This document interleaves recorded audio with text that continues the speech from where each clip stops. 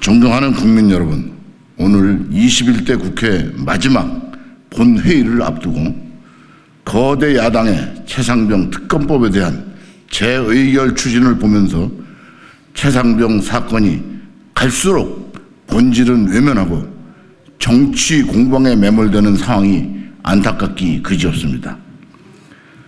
최상병 사건의 본질은 무엇보다 지난해 7월 19일 수해 실종자 수색작전 중 순직한 해병 용사의 억울한 죽음을 밝혀내고 사건 실체를 가려서 합당한 책임을 묻고자 하는 것입니다.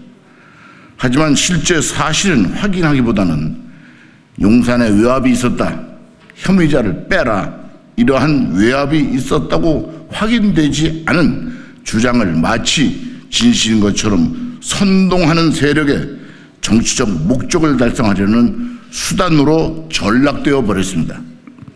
이 사건의 핵심 쟁점은 국방부 장관과 해병대 사령관의 이첩 보류 지시나 해병대 사령관의 이첩 중단 지시가 위법, 부당한 것인지 여부입니다. 그 지시가 적법한 지휘권 행사이고 그 내용이 부당하지 않았다면 상관의 지휘, 명령에 불응한 박정훈 전 수사단장의 행위는 항명죄 수사 대상이 될 수 있기 때문입니다. 또한 군사 경찰이 민간 경찰의 사건을 이첩함에 있어 특정인을 빼라는 부당한 외압이 있었는지, 박정훈 전 수사단장에 대한 징계 처분이 부당했는지의 여부입니다. 이와 관련해 시민단체인 군인권센터가 지난해 8월 박정훈 전 해병대 수사단장에 대한 징계 및 항명죄 수사 중단을 위한 긴급 구제 조치 등을 요구하는 진정서를 군인권보호위원회에 제출했지만 지난 1월 30일 전부 기각되었습니다. 군인권보호위원회가 기각 결정을 내린 이유는 조사 결과 국방부 장관의 외압에 관한 부분은 사실이라고 인정할 만한 객관적인 증거가 없고 박정훈 전 수사단장에 대한 인권 침해에 해당하지 않기 때문에 기각한다고 밝혔습니다. 이처럼 최상병 사건에 대한 진실규명이 목적이 아니라 젊은 청년의 고귀한 희생을 정치적, 정략적으로 이용하여 정부를 흔들고 사법체계를 좌지우지하려는 것이 이외에 무엇이 더 있겠습니까? 이번 사건에 군 경찰이 조사한 것은 참고 자료일 뿐으로 이 사건의 단초가 된 것은 군사법원법 개정 때문입니다. 소위 민주당이 주도한 검수완박법을 통해 군의 수사권을 없애놓고 수사가 아닌 조사 과정에서 죄목을 단정적으로 적시함이 부적절할 것인지 이제 와서 수사 결과를 뒤엎는다고 야권의 주장은 적반하장입니다.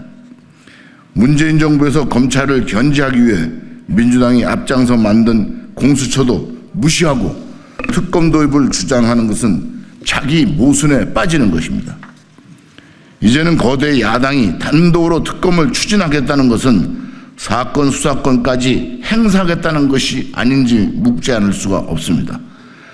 윤석열 대통령도 취임 2주년 기자회견에서 최상병 사건과 관련해 수사기관의 수사 후에도 봐주기 의혹이 있다면 제가 먼저 특검하자고 말하겠다고 밝히신 바가 있습니다.